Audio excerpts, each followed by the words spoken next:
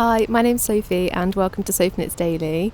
If you haven't seen my videos before, I'm currently travelling around the UK house sitting, and this week I'm in Bath. I absolutely love Bath and I've been here once before, so I'm so excited to see a bit more of it, and I'm excited to take you around with me. I'm going to go to a couple yarn shops. I've got loads of things on my needles that I'm excited to show you, and a few finished objects like the one that I'm wearing. So yeah, I'm just going to have a wander around Bath and take you with me. I hope you enjoy.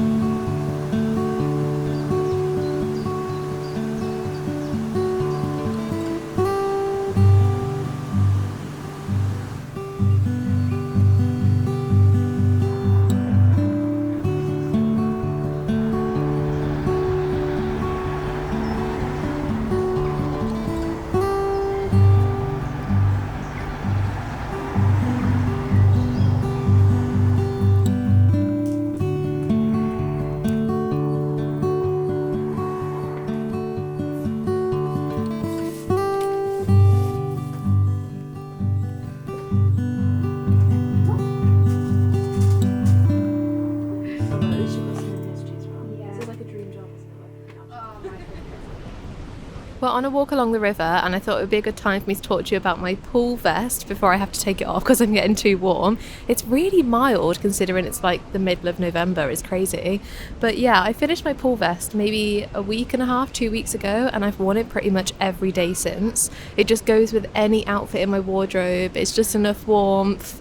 Easy to throw on. I absolutely love it. I think it's my favourite vest that I've ever made.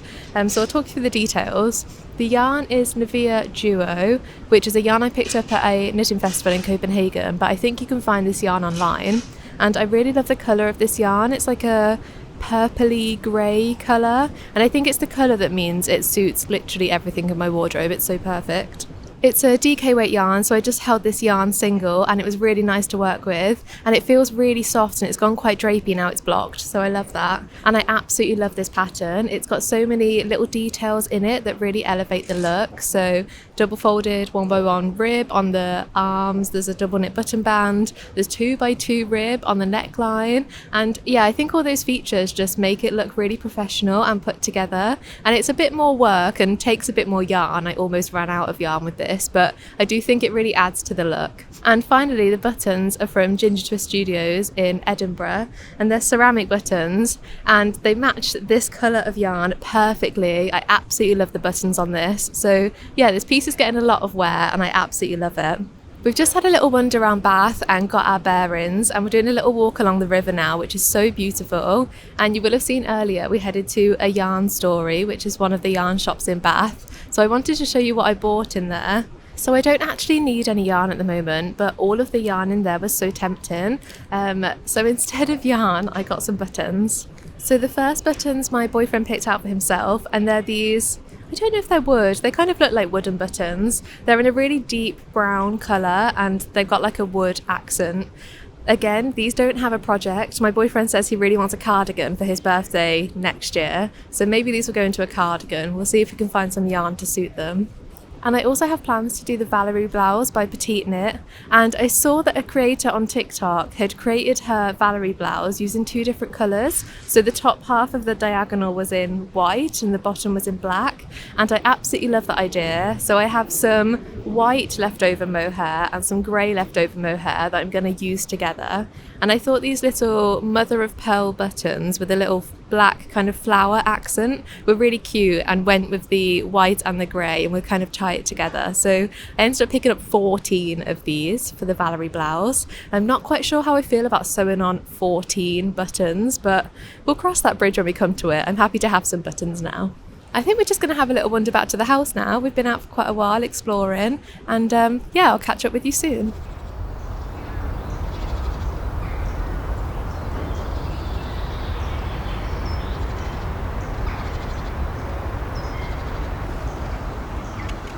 It's actually been a couple of days since I last spoke to you. We spent the weekend with a friend in Bristol, so not in Bath, but we're back in Bath today in the centre, and it is a beautiful day.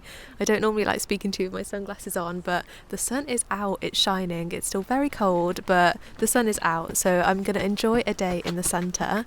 And I thought before we take you to the centre and the sites, and there's another yarn shop to go to, I'd talk you through what I'm wearing. So I'm wearing the cloud sweater by Petite Knit that I finished recently, and I made this in Rauma Puno, and I finished it, and I think I spoke to you in my Autumn in the English Countryside video that I wasn't getting much wear out of it, and I thought it was because it was too long.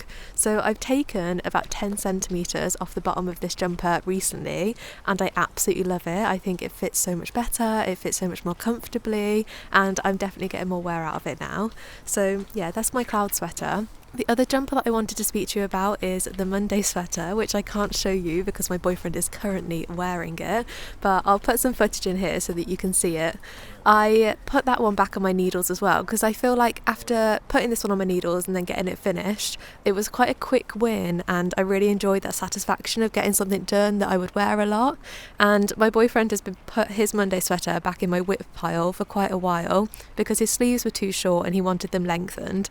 So I thought I could get another quick win done by putting his jumper back on the needles, lengthening the sleeves, and then he can wear it more often. And I've done exactly that. I added about 5 centimetres to each sleeve, and he wears it so much more now. I haven't actually had a chance to block it because he wanted to wear it straight away, so there is a bit of a jog where it goes from being a blocked sleeve to an unblocked sleeve, but he absolutely loves it. Another quick win. I'm very happy to get those two out of my whip pile. But yeah, the plan for today is to head to this other yarn shop. I'm not actually looking for anything at the moment, but I have a project that's going to be coming up soon that I'm going to make another video about, where I'm going to need some yarn in a very, very specific colour. So I'm going to have a look around this yarn shop today to see if I can find a yarn of that colour, and then maybe come back in a few days when I have a bit more of an idea about what I'm going to get. But yeah, I'll take you around the sights of Bath, what we're getting up to today, nice canal walks and the yarn shop.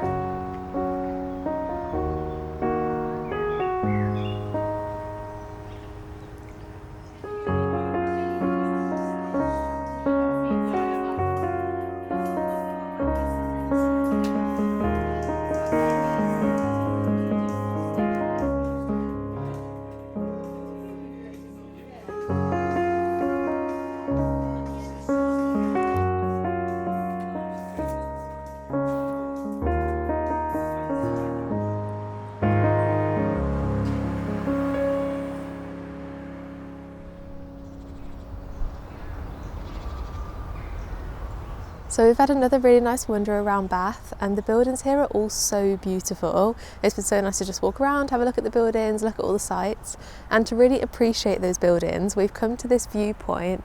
There's this beautiful skyline behind us of Bath, which I'll show you a bit more of, and it's just a really nice view here up on this big hill. So I'm going to sit here for a little while and do some knitting and try to get too cold, because although there's blue skies, it is definitely winter now. It feels very icy, which is exactly why I'm knitting this really interesting huge mohair piece.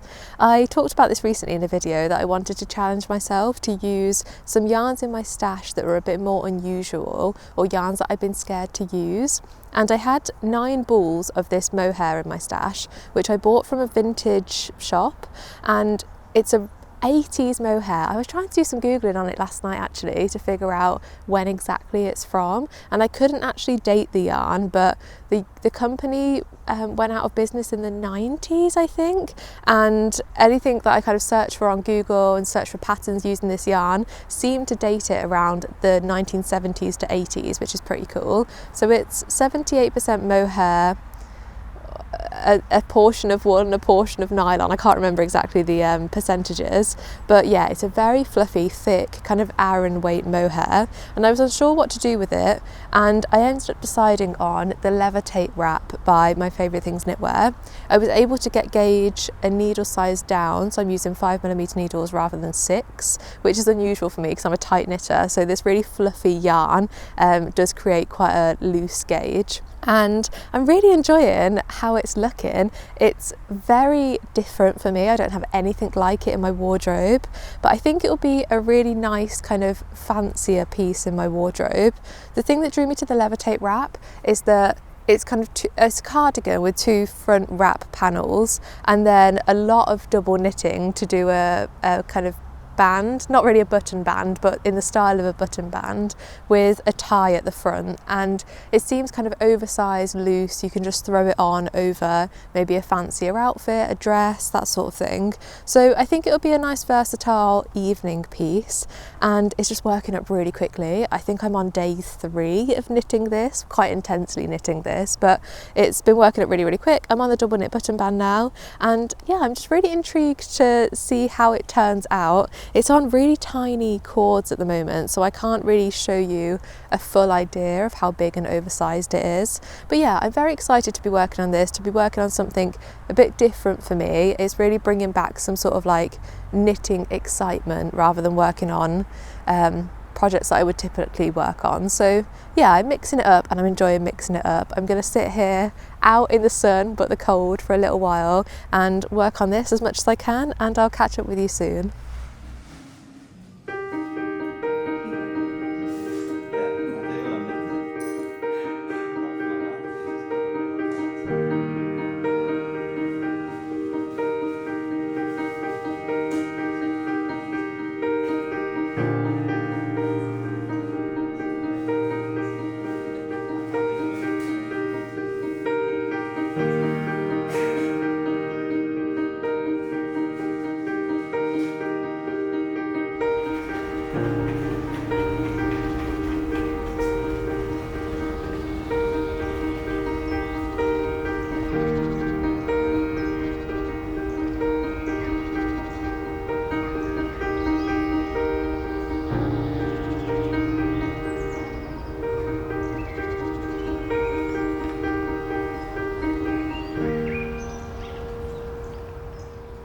It's the next day now and we've just been out for breakfast. I was actually helping my boyfriend with his first knitting project. He's still working in garter stitch and he's doing really well, he's improving.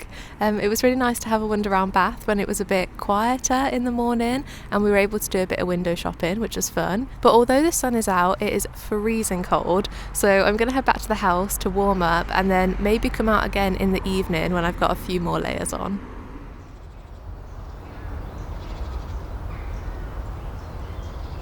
We've come out for the evening and I'm getting pretty hungry, so I'm hoping to find some food. I don't really feel like going to a proper sit-down restaurant. I always prefer some street food, so hopefully we can find some nice takeaway food and have a wander around Bath as we're eating. But I thought before we get to town I'd show you my outfit. So it doesn't all really go together. I've got a few different colours of greens, but this is the Oslo hat by Petite Knit that I knitting for Olive heavy merino in pea shoots, and I absolutely love this green colour. I'd love to knit a whole jumper in pea shoots. So yeah, I love this hat.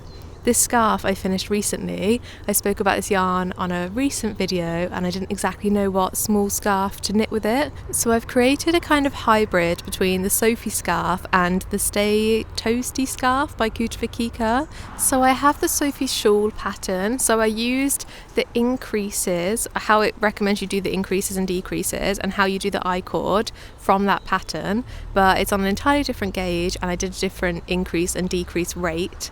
And then in the Stay Toasty scarf, and I think there's a scarf by My Favourite Things Knitwear, they have this very kind of similar pattern where it's a section of ribbing and then a section of garter, and I really liked that look and I didn't feel like I needed to necessarily buy the pattern to kind of replicate the look, so I put in a few rows of rib followed by a few rows of garter and alternated that throughout the kind of middle section of the Sophie scarf where you'd normally just have garter stitch, and I really like the look of it. I'm very happy with it. It's knitted in Gepard Cashmere Lace and I held 2 strands together, so it's very light but it is also very warm, and I often just forget it's even on my neck because the cashmere is so soft. So absolutely love that, great addition. I might make some matching little mittens or kind of fingerless gloves. And then my other knit is my Terrazzo bag by Petite Knit that I've worn very much over the winter and absolutely love it, in Isager Aran Tweed in a kind of grey colour. Again, goes with absolutely every outfit. I love it and it's big enough to fit a knitting project in, which is perfect. I'll show you some closer ups, and then now we're going to go into Bath, get some food, maybe head to a bookshop to have a little wander around, and yeah, just see what's going on in the evening.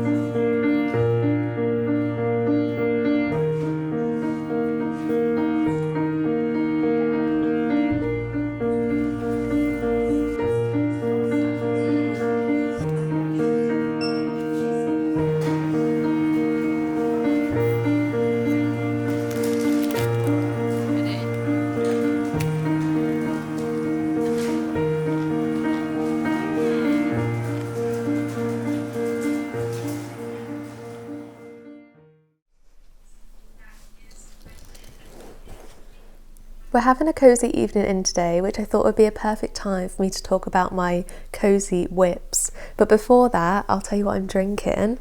We went to Bird and Blend Tea yesterday, which is my absolute favourite tea place. I'm obsessed with their buttermint tea. I think I've spoke about it in a video before. And last year I bought some of their Christmas teas, and their mulled cider I was absolutely obsessed with. It looks like this. And I tried their mulled cider in the store because they have little samples for you to try, and their mulled cider was just so much better than anything that I was able to make with this tea blend. So I asked them how they did it, and they said they brewed it with apple juice and a bit of extra cinnamon. So I've tried that today and it is the most incredible tea ever. It's so nice to have like a warm, cozy, spicy tea, but also something a bit sweet. I feel like it really satisfies that sweet craving for me. So highly recommend a mulled cider tea. It's very enjoyable. So yeah, I'll move on to the whips that I wanted to speak about. This is a very exciting new whip for me that I haven't spoke about or shown you on these videos before. This is the Mix Up blanket by Rose Knitwear, and it's in Rose Knitwear's book, which is called Knit by Alice Hoyle. And I didn't intend on casting on another blanket. I have my Sweet Shop blanket on the go at the moment, which I'll show you in a minute. And that's taken up quite a lot of my time, and I'm nowhere near finished. I think I have just less than 40 squares, and I need to be making 99 squares or something, or 90 something squares. So yeah, I've got a lot of extra work to do in my Sweet Shop blanket, but I unexpectedly went back to my mother-in-law's house a couple weeks ago. We were just kind of in the area, so we popped in, and that's where all my yarn stash is. And I was taking some yarn to my yarn stash that I wasn't using now and didn't really need in the van. And I saw that I had loads of sock yarn in there, and I've had no motivation to work on socks recently. I was very obsessed with knitting socks at one point, so I bought loads of sock yarn in different colours, and now I just know that I'm not going to use it to make socks. So I picked up, sorry if this is a bit noisy, I picked up loads of my sock yarns from her house and thought this would be perfect for a really colourful blanket. I think at this point as well, I hadn't cast on my really exciting mohair project, so I wanted something just a bit different to work on. Working with so many different colours is not my kind of typical knitting project, so yeah, I've been really enjoying the excitement of knitting with lots of different colours and seeing how different colours work up together. So I've made quite good progress so far. I'm knitting on 5mm needles, so it's working up quite quickly, and I'm always very motivated and excited to finish one section of stripes so I can choose my next two colours and knit up a next section of stripes. So yeah, I'm really enjoying how that is going. As I referred to, I also have my Sweet Shop blanket on my needles, and I've been putting quite a lot of squares and time into this Sweet Shop blanket, so it's quite big at the moment, bigger than I can really show you on camera, so I'll get some extra shots. But I have exactly 4 colours left in my stash that I'm using for the Sweet Shop blanket, and I have exactly 4 squares to go until it's a square, I think a 6x6 square. So once I add these 4 extra colours in, I'm going to put this into a deep hibernation. With my Sweet Shop blanket, I'm using leftover yarn from projects or little kind of scraps of yarn that I have, and I'm pretty determined with this blanket to not repeat a single colour. I'd really like it to have 90 something all completely different colours, and each colour has its kind of own meaning and other project attached to it. So because I don't have any more little scraps of yarn to add to this after these 4 squares, I'm going to put this into a deep hibernation until I've accumulated enough extra colours that it's worth me kind of investing more time into this. So it's going to be a very, very long-term project, but I suppose with this 6x6 square it is kind of usable as a lap blanket, so I could use it in the meantime whilst I'm waiting to accumulate more scraps. And I think that's everything I have on my needles at the moment that I've shown you throughout the video. I've really enjoyed filming this video, and I've really enjoyed exploring Bath. It is so beautiful here. It's nice to kind of have my bearings here now, having spent a week here. So yeah, I've loved my time here. I'd highly recommend you visit, or if you've been before, did you enjoy Bath and what did you enjoy most about it? I hope you enjoyed watching this video of what I've got up to whilst in Bath, and if you did enjoy, then consider liking and subscribing to the channel. And I also have a Patreon, so if you feel able to, then I'd really appreciate any sort of donations over on Patreon, and I'm really grateful to everyone who donates at the moment. A lot of time and money goes into the production of these videos, so supporting me over on Patreon helps to support the channel and investing in the production of future videos without me having to rely on sponsorships or working with brands that I don't actually use myself or I don't know their values. I don't offer any additional content over on Patreon, so donating money there allows me to keep these videos free and watchable to everyone. So donating there helps everyone to be able to view the videos and enjoy them. And thank you again for watching, and I hope to see you in the next video. Bye!